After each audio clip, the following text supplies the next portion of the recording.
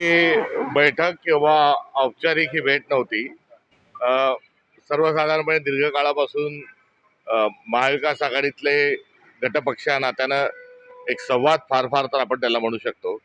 आणि या पार्श्वभूमीवर अ, एक सविस्तर चर्चा आणि भविष्यातील जे असणारे आव्हानं आहेत या आव्हानांच्या अनुषंगानं ही आज अ, चर्चा संपन्न झाली.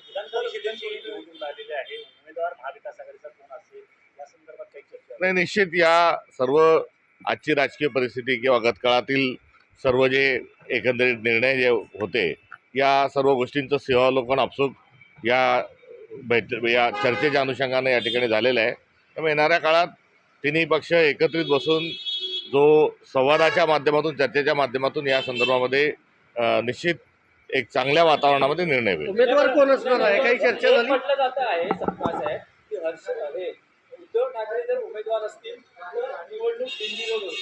नाही, या संदर्भामध्ये काँग्रेस पक्षाने जी घेतलेली जी भूमिका होती ही भूमिका आपल्या सर्वांच्या समोर आहे की राज्यसभेच्या निवडणुकीच्या आधीपासून आम्ही सांगत आलो. राज्यसभेची निवडणूक संपन्न झाली आहे, त्यावेळेस काँग्रेस लढू शकले नाही ही वस्तुस्थिती आहे. मात्र उद्धवजी जे आहेत हा महाविकास आघाडीचा चेहरा आहे आणि ते विधान परिषदेमध्ये जर जात असतील तर निश्चित आनंद होईल हे यापूर्वीच सांगितलेलं. आज काही चर्चा झाली का उमेदवारी बाबत?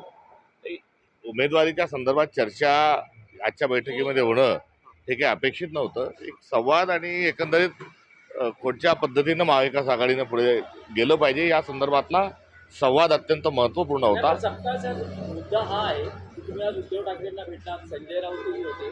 उद्धव ठाकरेंची नक्की काय भूमिका आहे? ते निवडणूक लढण्यास इच्छुक आहे, त्यांनी तुमच्याकडे नाही, त्यांची भूमिका काय होती यावर मी भाष्य करणं हे योग्य नाही.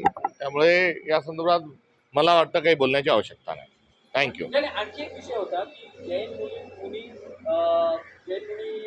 निलेश चंद्र यांनी काही एक वादग्रस्त विधान केलं आहे. त्यांनी गांधी हत्येसंदर्भात गोडसेंचं काही समर्थन केलंय अशी एक बातमी समोर येते. जर हत्येचं समर्थन कोणी जर करत असेल तर निश्चित ते भारतीय संस्कृतीला धरून नाही किंवा कुठेतरी विकृतीच्या अंगाने बसतं.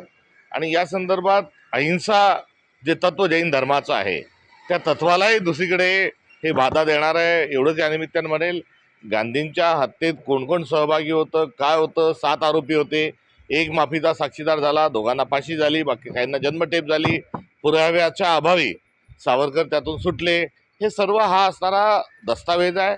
तर कपूर आयोग जो गठीत झाला होता गांधी हत्येतून त्यामध्ये अधिकची माहिती देखील आलेली आहे. त्यामुळे कपूर आयोगाचा अहवाल हा टेबल आहे, तो उपलब्ध आहे. दुसरीकडे दिल्लीच्या लाल किल्ल्यामध्ये चाललेल्या कोर्टामध्ये त्यातल्या आरोपींना शिक्षा झालेली आहे. असं असताना या संदर्भामध्ये कुठेही भाष्य करण्याचा आणि योग्य ठरवण्याचा कुठला विषय असू शकणार नाही. सत्ताचा आणखी एक विषय होता की ज्या महिलेनं भाजपच्या मोर्चामध्ये, महायुतीच्या मोर्चामध्ये आपला संताप व्यक्त केला, मुख्यमंत्री आणि सरकारची भूमिका राहिली की त्यांनी त्या मोर्चाच्या आयोजकांविरोधात गुन्हा दाखल केली.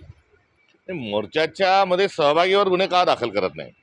तिथले जे मंत्री आहेत त्यांनी शपथ घेऊन कारभार चालवत असताना ते जर रस्त्यामध्ये आडवे येत असतील, ट्रॅफिक जर अडवत असतील तर मला वाटतं त्यांच्यावरही गुन्हा कुठेतरी हा दाखल झाला पाहिजे.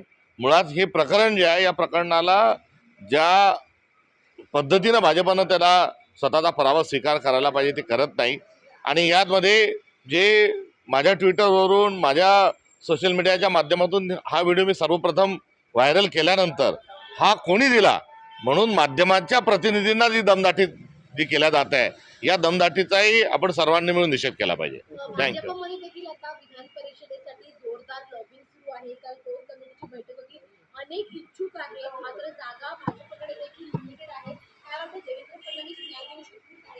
देवेंद्र फडणवीस अन्यायासाठीच प्रसिद्ध आहेत. त्यामुळे बघूया आता पुढे काय काय होतं. थँक्यू.